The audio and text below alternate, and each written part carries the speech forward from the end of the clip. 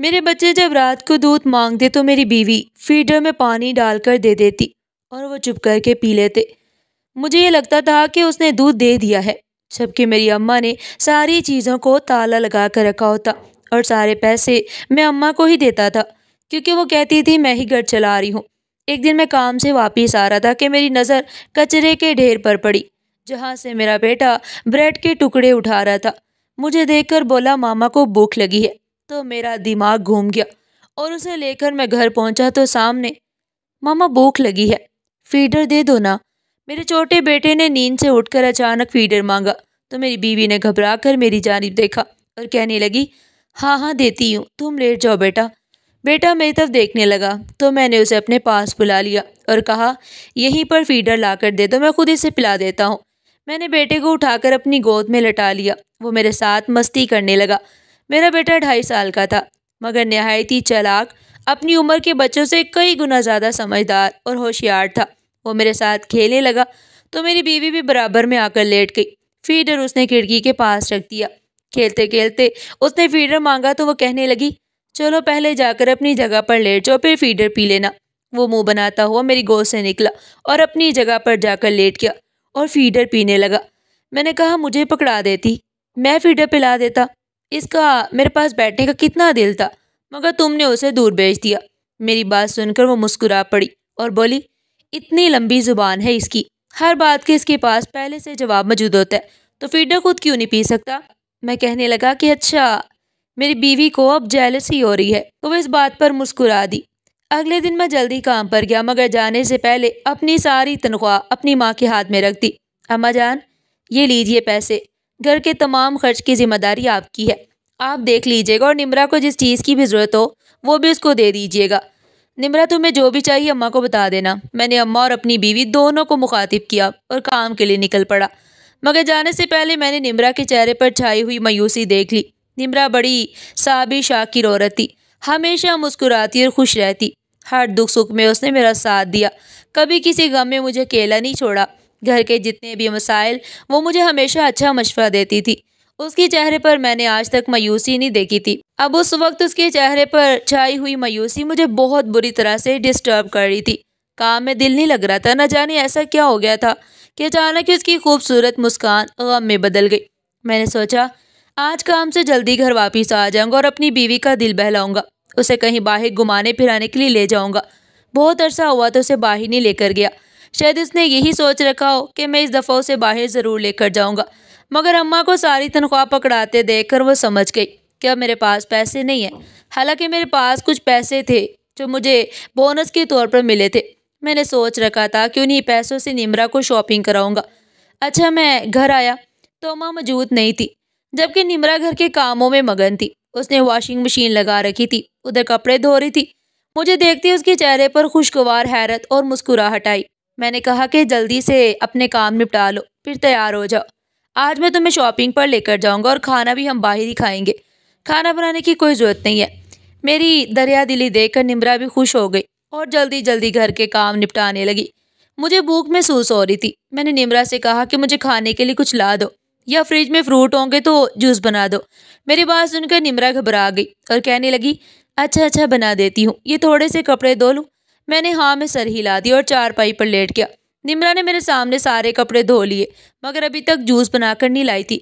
मुझे बहुत प्यास भी लग रही थी। दिल कर रहा था कि फ़ौरन कुछ मिल जाए जो खा लूँ या पी लूँ, ताकि भूख और प्यास दोनों ख़त्म हो जाए। मैं निम्रा को दोबारा आवाज़ दी और कहा, मुझे जूस बना दूँ या फ्रूट ले आओ। मैं फ्रूट ही खा लेता हूँ। निम्रा कहने लगी, अच्छा अभी ये कपड़े समेट कर रख लूँ तो फिर आती हूँ। और वो दोबारा काम पर लग गई और ख़ुद भी तैयार हो गई, मगर मुझे खाने के लिए कुछ नहीं दिया। एक तरह से मुझे उस पर गुस्सा ही आने लगा कि शोहर कब से भूखा आया है, खाने को कुछ मांग रहा है, मगर उसे तो कोई तौफीक ही नहीं हो रही। घर के काम निपटाने की पड़ी हुई है या अपनी तैयारियों की। उसे शॉपिंग पर जाना मेरी भूख से ज़्यादा ज़रूरी लग रहा था। मेरा दिल बुरी तरह से ख़राब हुआ और मैंने उन्हें कहा, मुझे कुछ खाने को दो कि या नहीं। यार इतनी हिम्मत नहीं है कि बाहर से कुछ जाकर खा लूँ। अगर पता होता कि जल्दी आने पर ऐसे भूखा प्यासा बैठना पड़ेगा तो आराम से ऑफिस में ही बैठा होता। दोपहर का खाना तक नहीं खाया मैंने। निम्रा की बात सुनकर शर्मिंदा हो गई और कहने लगी, मैं आपको खाने को देती हूँ, लेकिन अम्मा आए। मैंने मुन्ने को भेजा है कि अम्मा को बुला कर लाए। तब मेरा दिमाग ख़राब हो गया। मैंने कहा, अम्मा को मुझे खाने पीने की कोई चीज़ देने से क्या ताल्लुक? तुम मेरी बीवी हो, मेरे खाने पीने का ख्याल रखना तुम्हारा फ़र्ज़ है या अम्मा का? पहले भी घर का खाना वगैरह तुम ही बनाती हो। अच्छा रहने दो यार, मैं खुद ही जाकर खा लेता हूँ। ये कहते हुए मैं किचन की तरफ गया, मगर जब आगे गया तो अगला मंजर देखकर मेरी हैरत की इंतहा न रही। अपनी आंखों पर यकीन नहीं आ रहा था। फ्रिज, खाने पीने के राशन वाले दराज, हर एक चीज़ को ताला लगा हुआ था। कोई भी चीज़ खुली नहीं थी। मैंने हैरान नज़रों से निम्रा की जानिब देखा और कहा कि तुम किचन में हर चीज़ को ताले लगा कर रखती हो, किससे पर्दादारी है? किसे ताले लगाती हो? तब उसने सर झुका लिया और कहने लगी, ताला मैंने नहीं, अम्मा जी ने लगाया है। उसकी चाबी उन्हीं के पास होती हैं। मैं इतनी देर से अम्मा का इंतज़ार कर रही थी और इसीलिए आपको कुछ खाने को भी नहीं दिया।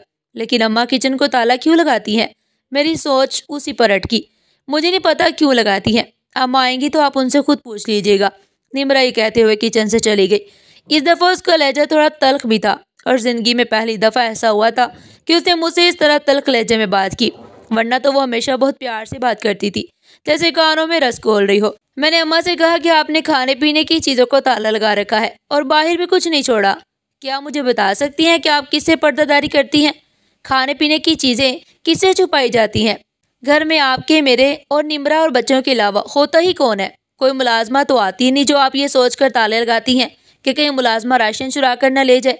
मेरी बात सुनकर अम्मा गड़बड़ा गई, मगर फ़ौरन संभल कर कहने लगी, मैं पड़ोस में जा रही थी और तुम्हारी बीवी का तो अता पता ही नहीं होता, कभी भी उठकर किसी के भी घर चली जाती है। मैंने सोचा किचन को लॉक लगा कर जाऊँ, बाहर का दरवाज़ा तो वैसे भी खुला रहता है, कहीं ऐसा ना हो कोई चोर उचक्का घर के अंदर घुस आए और राशन चोरी करके ले जाए। अम्मा की अजीब बातें मेरी समझ में नहीं आई। निम्रा तो कहीं जाने आने से इतनी घबराती थी, लेकिन मैं बात की गहराई में नहीं उतरा। मैंने अम्मा से चाबी ली और फ्रिज से फ्रूट निकाल कर खाने लगा। साथ ही निम्रा और बच्चों को भी दे दिया। बच्चे ऐसे फ्रूट पर टूट पड़े जैसे पहली बार देख रहे हो। उनके इस तरह टूट कर खाने पर मुझे गुस्सा आया। मैंने एक सख्त नज़र निम्रा पर डाली और कहा, तुम बच्चों की क्या तरबियत कर रही हो? कैसे भूखों की तरह चीज़ों पर टूट पड़े हैं?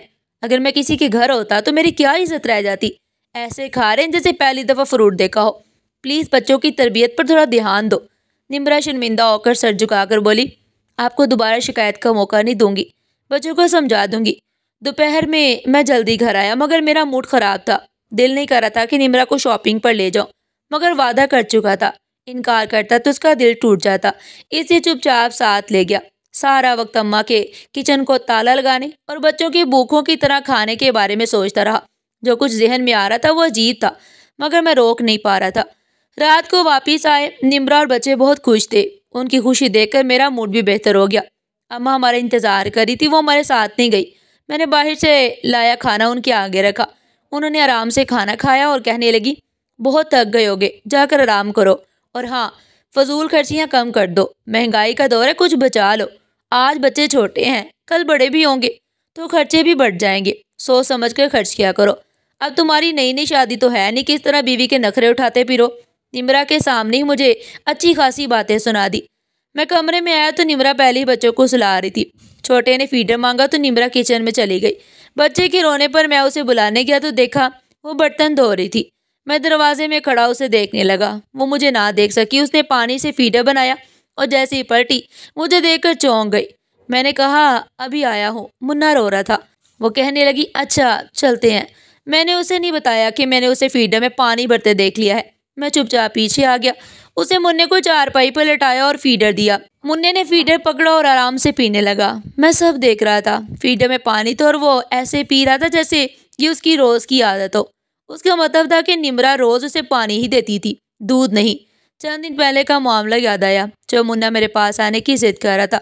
निम्रा ने फीडर खिड़की पर रख दिया, मेरे पास नहीं लाई थी। मेरा दिल बुरा होने लगा। निम्रा बच्चों को पानी का फीडर क्यों देती है, दूध क्यों नहीं?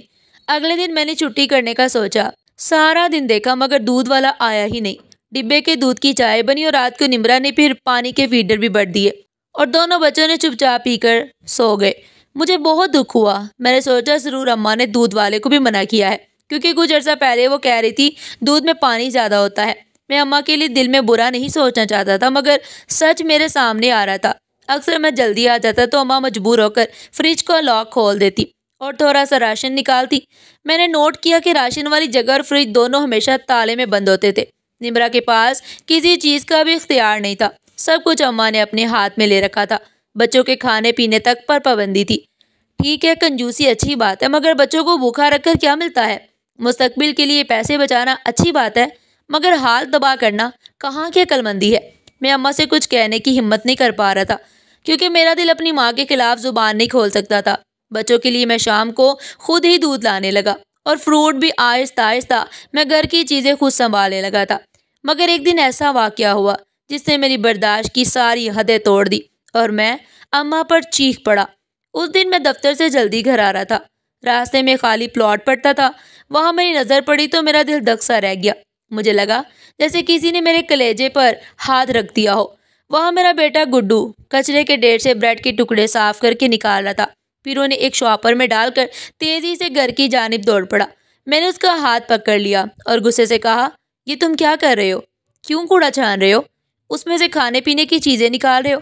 घर में तुम्हें किसी चीज़ की कमी है? मुझे बताओ। ये कहकर वो दोबारा घर की तरफ दौड़ पड़ा। ऐसा लग रहा था जैसे कोई इमरजेंसी हो। मैं भी उसके पीछे ही आ रहा था। मेरा दिल उस वक्त बहुत बुरी तरह दुखा हुआ था। मैं घर आया था और एक और क़यामत के मंजर ने मेरा इंतज़ार किया। निम्रा बुखार से तप रही थी और वह ज़मीन पर गिरी हुई थी। मेरी बेटी आयशा ने निम्रा को सहारा देकर बिठा रखा था, जबकि गुड्डू माँ के मुंह में पानी में भिगो भिगो कर ब्रेड के टुकड़े डाल रहा था, जिन्हें वो बामुश्किल खा रही थी। एकदम उसे उल्टी आई तो सारा खाया हुआ ब्रेड उसके मुंह से निकल गया। अम्मा सामने कोने में चारपाई पर बैठे ये मंजर देख रही थी, मगर ऐसे अनजान बनकर बैठी थी जैसे कुछ भी नजर नहीं आ रहा हो। मैं वहीं दफ्तर का बैग पहन कर फौरन निम्रा के पास पहुंचा। निम्रा, क्या हुआ तुम्हें? सब ठीक तो है ना? निम्रा ने मेरी जानिब देखा तो रोने लगी। बच्चे भी रोने लगे। कहने लगी, अम्मा बीमार है, डॉक्टर ने रोटी खाने से मना किया था, तो हमने दादो से कहा कि बिस्किट या ब्रेड दे दे, मगर दादो ने साफ इनकार कर दिया और कहा कि तुम्हारी माँ ड्रामे करती है, इसलिए इसे रोटी खिलाओ। मैं ये ब्रेड ढूंढ कर लाया था, मगर अम्मा को उल्टी आ गई। अम्मा ने ये ब्रेड भी नहीं खाया। बाबा, अम्मा मर तो नहीं जाएंगी ना? मेरे बेटे ने ये कहा तो मैंने उसे उठाकर अपने सीने से लगा लिया और गुस्से से कड़ी नज़र अपनी माँ की तरफ डाली। मैं फ़ौरन निम्रा को अस्पताल ले गया, जहाँ डॉक्टर ने कहा कि ग़िज़ाई कमी की वजह से वो बहुत कमज़ोर हो रही हैं और अगर वक्त पर देखभाल ना की गई तो इनकी जान को ख़तरा है। मैं ये सब सुनकर हैरान रह गया। मैं वो आदमी था जिसे अपने घर में कभी किसी चीज़ की कमी नहीं आने दी, मगर इसके बावजूद मेरी बीवी और बच्चे एक एक चीज़ के लिए तरसते थे और ग़िज़ाई कमी का शिकार हो गए। वापसी पर मैं फ्रूट्स और जूसेस ले आया, खाना पैक करवाया, मगर घर आकर अपने बच्चों को खिलाया और फिर अम्मा के पास चला गया ताकि उनसे पूछ सकूं कि उन्होंने ऐसा क्यों किया।